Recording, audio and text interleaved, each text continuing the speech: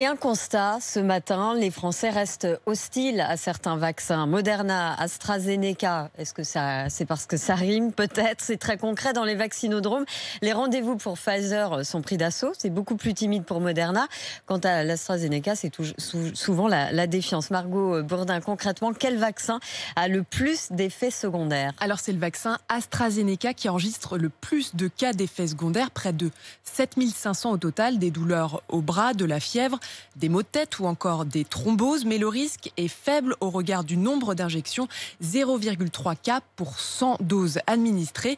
Deuxième du classement, le vaccin Pfizer, sur 100 injections, 0,2 cas d'effets secondaires ont été rapportés. Loin derrière, le sérum Moderna, là, le nombre de cas est très en dessous, 0,08 cas pour 100 doses injectées. Avec lequel de ces trois vaccins a-t-on le plus de risques de développer une thrombose? AstraZeneca et Pfizer présentent en fait quasiment le même nombre de cas de thrombose veineuse, 91 pour AstraZeneca, 89 pour Pfizer.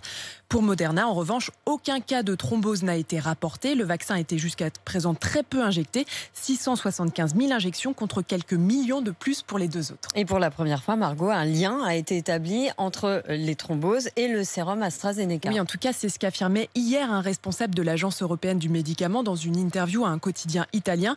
Ce qui cause cette réaction, cependant, nous ne le savons pas encore, a-t-il ajouté. Mais l'Agence du médicament a démenti dans la foulée ses propos et a affirmé qu'une évaluation du vaccin était toujours en cours. Merci Margot.